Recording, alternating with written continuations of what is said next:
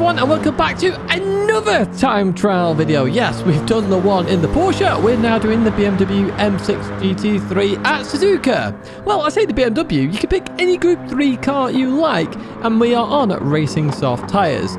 I put this difficulty at medium. The reason for the medium is the fact that it's the same combo, so you should be used to this combo. However, I do feel time's going to get very competitive very quickly when everybody wants rank 1 on the leaderboard. You saw the gold time there as well, so it should be possible for everyone to get that gold time. I'll show you how quick you can do it if you already know this Suzuka combo. But without further ado, let's jump into this lap then. Let me show you how to do Suzuka as fast as you humanly can. So first up, obviously you're going to cross the line here. You can see the bot down in the right hand side. This is in case we need to use it in a future lap. But we're going to head towards turn 1 now. What we're going to go in towards the corner, okay? And on the right hand side, we have this escape road. So where the escape road meets the grass right there, that is my brake mark. You see, I've just started braking right now. Now, depending on the Group 3 car will depend exactly where you brake here, but that is a good marker on racing soft tyres. You want to be turning into the corner, you then want to trail brake through this corner, and then start to slow the car down. Come down the gears, so I drop to second gear here, and then go back up to third gear. I clip the curb, you may want to do that yourself. Just be careful on exit of any power oversteer. In towards the left we go, we've just lifted off there, and as we approach this right, I'm just going to stop it here. Now, you don't normally brake for this corner, you can, and arguably, even in this time trial, you do not have to brake. You can just lift off and let the car roll through. I'm dabbing the brakes a little bit, just to get a bit of rotation to give me a better line for the left that's coming up, and I'm using the start of the curbs here as my brake marker. So we continue on through here. We're going to lift off then for the left hander here, accelerate through, and as we get to this right hander, this one I always brake for. So in this corner, it's all about trail braking, carrying as much speed as you can, but staying tight towards the right-hand side. You don't really want to go wide on this corner, because it will compromise the left-hander afterwards, and arguably that is a more important corner.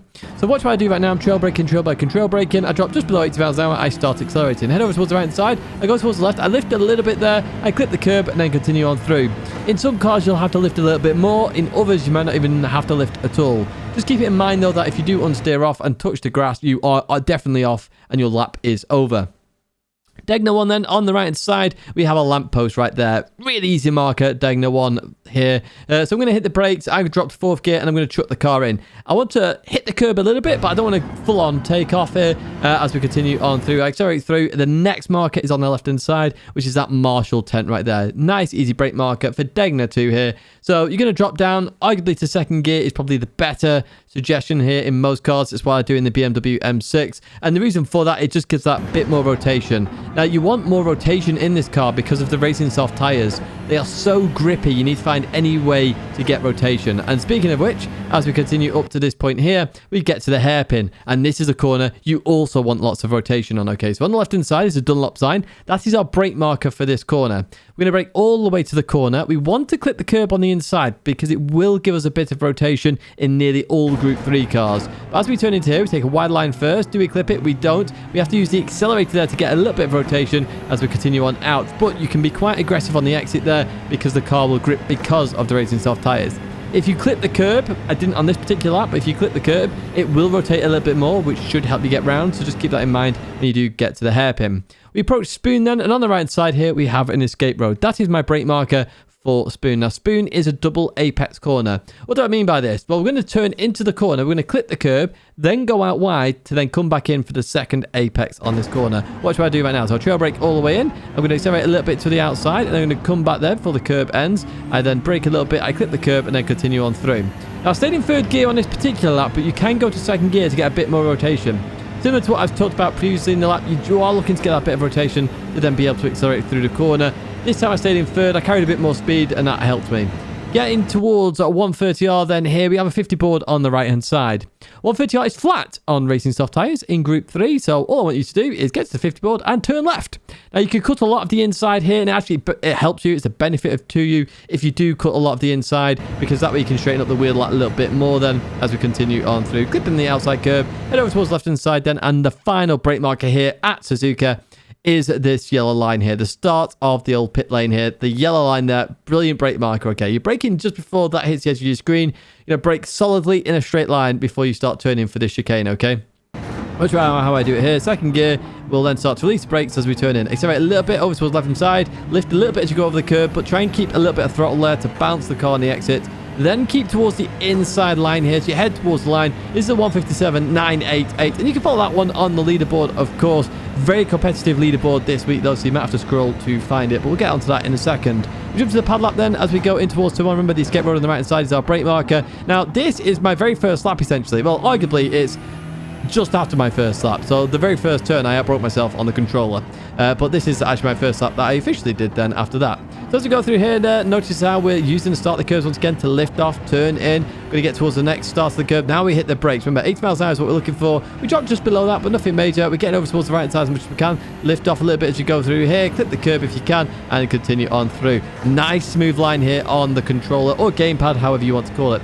In towards Tidgney, we have the lamp post on the right side. The very last one there is our brake marker, 4th gear. Chuck it in. Clip the curb if you can. Notice that I didn't clip the curb, so I ran a little bit wide. Tidgney 2 then is 2nd gear. The Marshall 10 is what we use there. You can use a lot of the exit. Just be careful. It does get slippy on the very, very far side of the exit there. Dunlop sign on the left is our brake marker for the hairpin. 1st gear as we go around here. Trying to get on the throttle really quick there. Huge amount of oversteers. We continue on out of here. But this lap, being my very first lap effectively, I'm showing you this, that it literally can just take 2 minutes to get gold.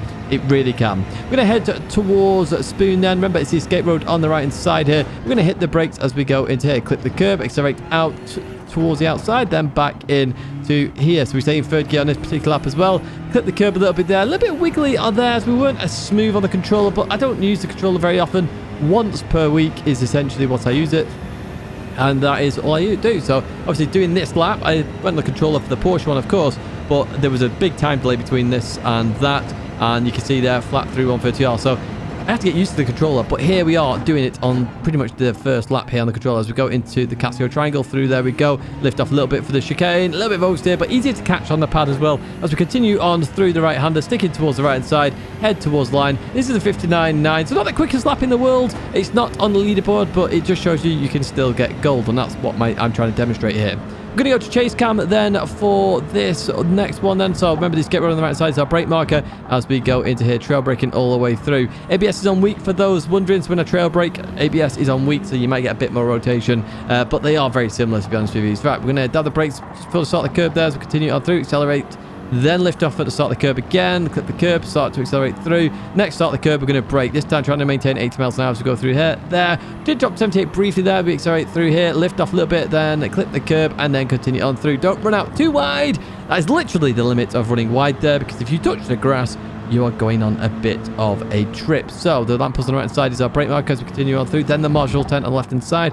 2nd gear as we clip the inside at Tidgney 2. Continuing out of there then head towards the hairpin. What we're looking for at the hairpin is the Dunlop sign. You can see it there on the left hand side. We're going to go on the brakes right now just before we get to that. And then we want to clip the curb on the inside. Notice I don't do it there. I have to use the throttle there to get a bit of rotation as we continue on out of here then through the right-hander, and we're going to head towards Spoon. We can breathe a little bit now. We've done the hardest part of the circuit here, in my opinion. This is where it gets easy as we head towards Spoon. So looking for the escape road on the right side. There it is. Hit the brakes, turn in, then accelerate out towards the outside. Then just before the end of the curb, we brake, turn back in. Clip the curb on the inside, accelerate through the corner. Use a bit of the curb on the exit. Don't run too wide, though, because it can get very slippy out there as we now head towards 130R. Then we can breathe once again. Remember, 130R is flat. All we're going to do is get to the 50 board and turn left. That's all I want you to do then. There's the 50 board, turn left. Through we go. Not a problem in the slightest. Head over towards the left hand side. Where's the other line? There it is. Hit the brakes then. Hard on the brakes now. You can drop to 1st gear if you want. I do 2nd gear on this particular run as we go through here. Just be careful on exit. It can get very slippy in these cars. There's a bump there as well, which can make the weight transfer a little bit weird. But we head towards the line. That's that 57.988 that I showed you earlier on. But in chase cam. Right, let's jump to VR then for this final lap then. Here we go. We're still in the BMW M6 GT3 car. So head towards turn 1. Looking on the right hand side here for that escape road. There it is. We can hit the brakes, trail brake all the way through the corner. A little bit of a wiggle there as we went on the brakes this time then.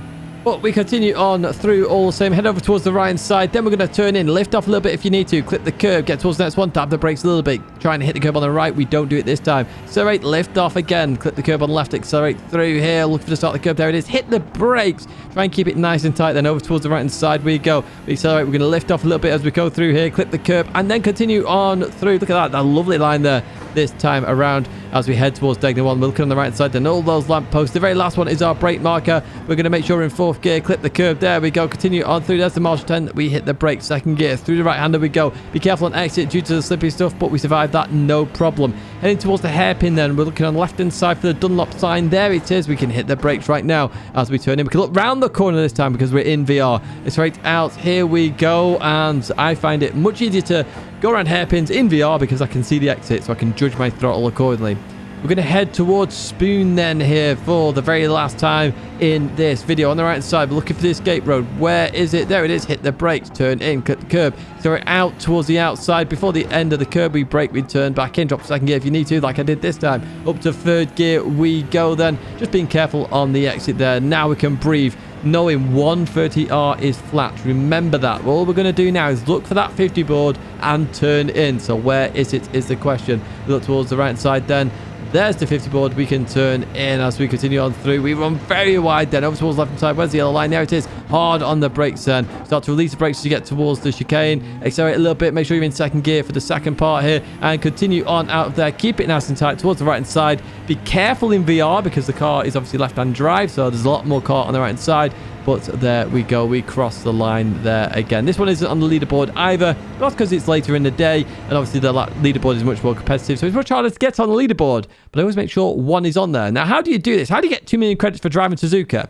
Well, here is the start. And we're going to go to sport mode then. Now, when you click into there, you can now see daily races and also online time trials. Let's get the time trials. And look at this. We have 4 available at the moment. 4 time trials. We're specifically interested in Suzuka Circuit Group 3 there. So we're going to click into that one. We then look at the top left-hand side. Okay, we have a gold, silver, bronze times. They will continue to go down based on the world record. So 201.193 is 3% of 157.664. Now, if you want to have a look at my laps then, so you can go to the leaderboard here. I say laps, it's just lap on this particular one. And you can see I'm in P9 at the moment there. So you can load that replay and have a look at it. Or alternatively, when you're actually in the session itself, you can also load that as a ghost. And then follow my ghost if you'd like to. I think following ghost is amazing. This one is a combination we've done many, many times then, and I'm sure most of you do enjoy it. I'm not sure why we're at Suzuka for the billionth time, but hey, here we are. We are going to enjoy it all the same. It should be an easy 2 million credits for most people. That's why it's at medium, because most people find it easy. The odd person will find it difficult. If you have enjoyed this video, as always, give it a like and subscribe to the channel. Stay in touch with all the latest content. That is going to be it for me. The Porsche time trial is there for you to try out. And alternatively, if you want a different video, how to get faster in Gran Turismo, check that video out right there. Do check out my partners down below, and a massive thank you once again for your support. I really do appreciate it, and I hope to see you in another video or live stream again very soon.